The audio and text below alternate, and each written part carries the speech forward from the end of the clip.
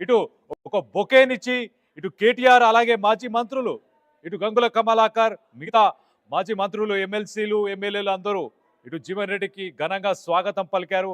ఇటు కేసీఆర్తో ఆయన భేటీలో కూర్చున్న విజువల్స్ని రైట్ సైడ్ బాక్స్లో పైన చూస్తున్నాం. అక్కడ తను కేసీఆర్తో మాట్లాడుతూ చాలా ఎమోషనల్ అయ్యాడు. ఎమోషనల్ అవుతూ అన్న దేవుడే నన్ను మీ దగ్గరికి పంపాడు, మీతో పని చేయడానికే పంపాడు అంటూ మొత్తానికైతే చాలా ఎమోషనల్గా మాట్లాడినట్టు తెలుస్తుంది. దీనికి సంబంధించి మరింత అప్డేట్ తీసుకునే ప్రయత్నం చేద్దాం. ఇటు మెదక్ నుంచి మా ప్రతినిధి మహేష్ అందుబాటులో ఉన్నారు. మహేష్తో మాట్లాడి తెలుసుకునే ప్రయత్నం చేద్దాం. మహేష్, చెప్పండి, ఈ మీటింగ్లో ఎవరెవరు పాల్గొన్నారు, ఏ అంశాల గురించి చర్చించారు, అండ్ జీవన్ రెడ్డి నిజంగానే చాలా ఎమోషనల్ అయ్యారా? ఖచ్చితంగా కళ్యాణ్, నిన్నటి రోజు ఇటు కేటీఆర్ కూడా సాధారణంగా ఆహ్వానించిన పరిస్థితి మనం చూసాం. ఈ రోజు మాజీ ముఖ్యమంత్రి కేసీఆర్ ను కలవడానికి ఒక ఆప్యాయంగా వచ్చిన పరిస్థితి ఉంది. ఎందుకంటే గతంలో ఎన్నో సంవత్సరాలుగా కూడా కేసీఆర్ తోని అనుసంధానం అనుభవం ఉన్న వ్యక్తులు ఇద్దరు కూడా. ఎందుకంటే గతంలో ఒక మాజీ మంత్రిగా ఉన్నటువంటి జీవన్ రెడ్డి మాజీ ముఖ్యమంత్రి కేసీఆర్ ని కలవడానికి ఈ రోజు ఆప్యాయంగా వచ్చి పలకరించిన పరిస్థితి. ఎందుకంటే ఈ యొక్క సందర్భాలు చూస్తుంటే వారి యొక్క గతంలో ఉన్నటువంటి ఒక పరిచయాలను నెమరేసుకుంటూ వాళ్ళు ఆలింగనం చేసుకోవడము, అన్ని విషయాలను కూడా కూలంకషం కూడా చేసుకున్న పరిస్థితి ఉంది. దీనికి సంబంధించి జీవన్ రెడ్డి ఆప్యాయంగా వచ్చి ఒక ఆలింగనం చేసుకున్న సందర్భాలు చూస్తున్నాం. ఎందుకంటే అన్న, నువ్వు నన్ను మీతో కలిసి పని చేయమని దేవుడు పంపించిండు, కేసీఆర్ తో భేటీ అయిన సందర్భాలు, భావోద్వేగానికి గురైన సందర్భాలు చూస్తున్నాం.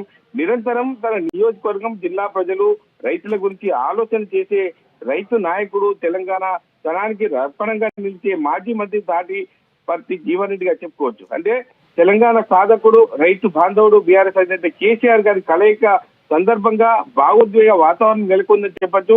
ఎందుకంటే జీవన్ రెడ్డికి ఇటు కేసీఆర్ కు ఎంతో అన్యోన్య సంబంధాలు ఉన్న పరిస్థితి ఉంది. ఇక్కడ చూసుకుంటే రాష్ట్రంలో ఉన్నటువంటి పరిస్థితులు కావచ్చు, జీవన్ రెడ్డి ఒక అధికార పార్టీ నుండి జీవన్ రెడ్డి అనే వ్యక్తి ఒక గొప్ప నాయకుడు వస్తున్నాడు, బీఆర్ఎస్ పార్టీని ఆదరిస్తున్నాడంటే సాధారణంగా ఆహ్వానించారు.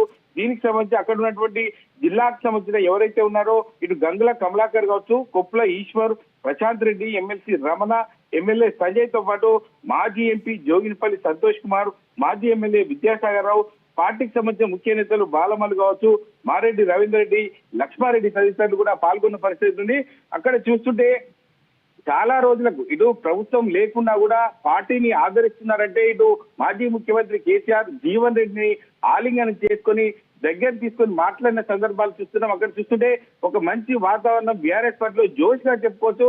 రాష్ట్రంలో అధికారంలో లేకున్నా కూడా పార్టీని ఆదరిస్తున్నారంటే ఖచ్చితంగా ఆదరించి వాళ్ళు దగ్గర తీసుకునే పరిస్థితి. కాబట్టి అంటే ఇప్పుడు రాష్ట్రంలో జరుగుతున్నటువంటి కాంగ్రెస్ ప్రభుత్వంలో 2 సంవత్సరాలుగా జరుగుతున్న పరిపాలన బట్టి కూలంకషంగా చర్చలు కూడా జరిచిన పరిస్థితి ఉంది. ఎందుకంటే ఇచ్చినటువంటి 6 గ్యారెంటీలు కావచ్చు, 420 హామీలు కావచ్చు, వీటిపై కూడా చర్చ జరిగినట్టు తెలిసింది.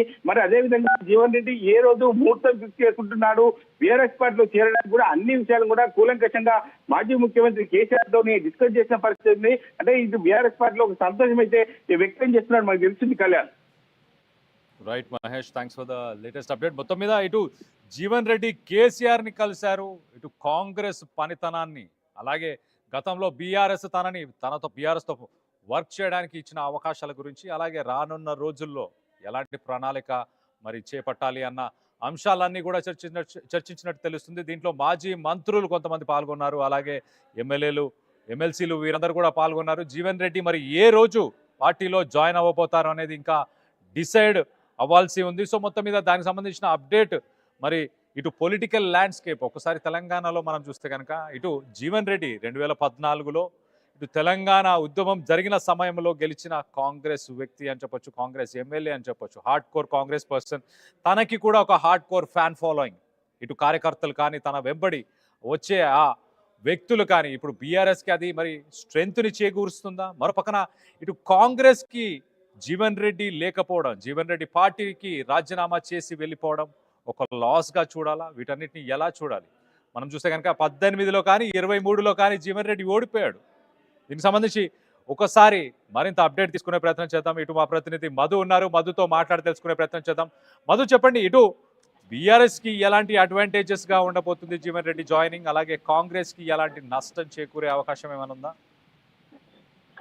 ఇద్దరు సీనియర్ నాయకులే, ఇద్దరు ఒకరిపైన ఒకరు పోటీ చేసుకున్నటువంటి నాయకులే, తలపడినటువంటి నాయకులు. ఒకరు కాంగ్రెస్ లో సీనియర్ నాయకుడిగా పేరు ఉంటే అదే కాంగ్రెస్ నుంచి ప్రస్థానం ప్రారంభించిన కేసీఆర్ పార్టీ స్థాపించి తెలంగాణ రాష్ట్రాన్ని సాధించి ముఖ్యమంత్రి అయినటువంటి సిచ్యువేషన్. ఒకప్పుడు ప్రత్యర్థులు రాజకీయంగా మళ్ళీ ఇప్పుడు ఒక్క దగ్గర అవుతున్నటువంటి పరిస్థితి. ఆయనే కేసీఆర్ పార్టీలోకి ఆయన స్వయంగా వస్తున్నటువంటి సిచ్యువేషన్ చూస్తా ఉన్నాం. విజువల్స్ లో డైరెక్ట్ గా కేసీఆర్ ఆయనను ఆప్యాయంగా హగ్ చేసుకోవడం, ఆయన యాక్సెప్ట్ చేస్తూ ఆహ్వానం చేస్తూ తీసుకొని పోవడం, మాట్లాడడం, చాలా ఆప్యాయత ఇద్దరి మధ్యలో. ఇద్దరు జీవన్ రెడ్డి కళ్ళల్లో తర్వాత కేసీఆర్ కళ్ళల్లో ఒక డిఫరెంట్ భావోద్వేగాలు కనపడతా ఉన్నాయి. ఇద్దరు ఒకరిపైన ఒక పోటీ చేసుకున్నారు, విమర్శలు చేసుకున్నారు, కానీ ఇద్దరు కలిసి ఇప్పుడు ఒకే పార్టీలో జర్నీ చేయాల్సినటువంటి సిచ్యువేషన్. ఆ ప్రాంతం నుంచి ఇద్దరు కరీంనగర్ కి సంబంధించిన ప్రాంత బిడ్డలే ఆ ప్రాంతం నుంచి, కాబట్టి ఇద్దరు కలిసి ప్రారంభించనున్నారు.